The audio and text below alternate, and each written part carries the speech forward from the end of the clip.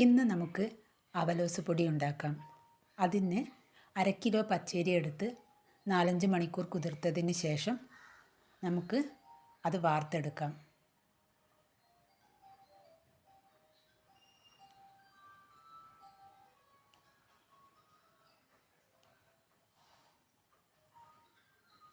വെള്ളമൊക്കെ വാർന്നു പോയതിന് ശേഷം നമുക്കതൊരു മിക്സിയുടെ ജാറിലേക്കിട്ട് അടിച്ചെടുക്കാം.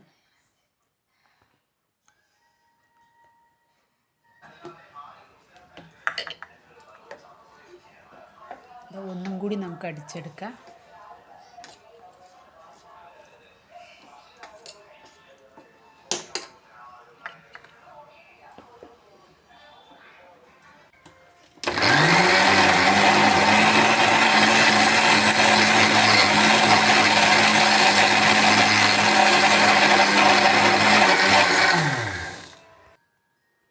അങ്ങനെ അടിച്ചെടുത്തതാണിത്. കുറച്ച് തരി ഉണ്ടായിച്ചിട്ട് കുഴപ്പമൊന്നുമില്ല. ഇനി നമുക്കിതൊരു പാത്രത്തിലോട്ട് മാറ്റാം.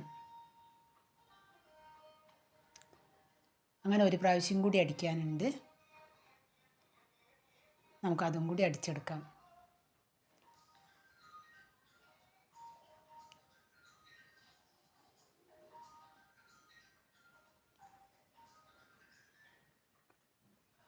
അതും അടിച്ചെടുത്ത് അത് നമുക്ക് പാത്രത്തിലൂടെ ആഡ് ചെയ്യാം.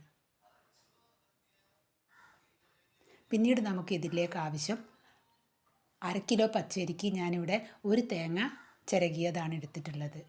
അത് ഞാനിതിലേക്ക് ചേർക്കുകയാണ്. പിന്നീട് ഇതിലേക്ക് 1 ടീസ്പൂൺ നല്ല ജീരകവും ചേർക്കുന്നുണ്ട്.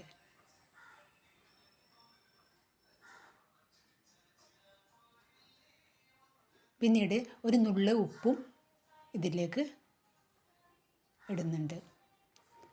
ഇനി നമുക്ക് കൈ ഉപയോഗിച്ച് നല്ലതായി ഇത് കുഴച്ചെടുക്കാം. ഞാൻ ഇവിടെ 2 കൈയും കൂട്ടിയിട്ട് കുഴച്ചെടുത്തിട്ടുണ്ട്. നന്നായി കുഴച്ചെടുക്കണത്. ആ തേങ്ങയിലെ പാലൊക്കെ അതിലേക്ക് ചേർന്ന് വരണം. നല്ലോണം കുഴയ്ക്കണം. നമ്മൾ 2 കൈയും ഇട്ടിട്ട് ഇങ്ങനെ കുഴയ്ക്കണം. പിന്നീട് നന്നായി കുഴച്ചതിന് ശേഷം നമുക്കിതൊന്ന് കൂട്ടി വെച്ചിട്ട് 1 മണിക്കൂർ ഇതൊന്ന് റെസ്റ്റ് ചെയ്യാൻ വേണ്ടി വയ്ക്കാം. ഒന്ന് അമർത്തി കൊടുത്തതിന് ശേഷം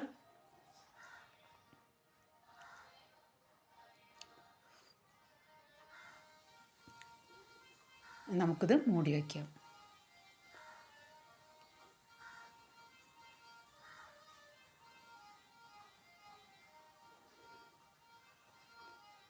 തുറന്നതിന് ശേഷം നമുക്ക് നന്നായിട്ടിത്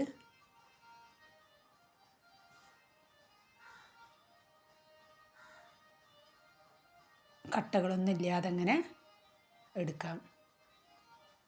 നമുക്ക് വേണമെങ്കിൽ ഈ ജീരകം ആഡ് ചെയ്യുന്ന സമയത്ത് കുറച്ച് എള്ള് ആഡ് ചെയ്യുക, പിന്നെ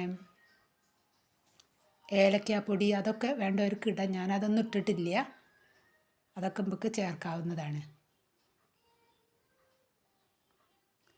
നന്നായിട്ട് കുഴച്ചെടുക്കുക.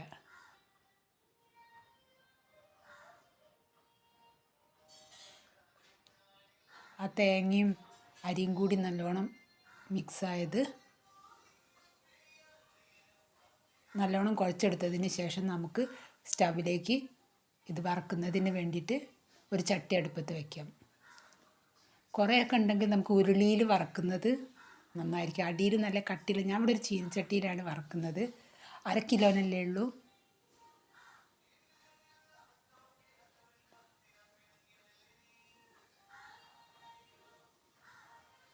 കുറച്ച് നേരം ഒരു 1/2 മണിക്കൂർ ഞാൻ വറുത്തതിന് ശേഷം ഇതാ പൊടി ഇങ്ങനെ അയക്കുന്നു. നല്ല മണൽത്തരി പോലെ അയക്കുന്നു. ഇതാ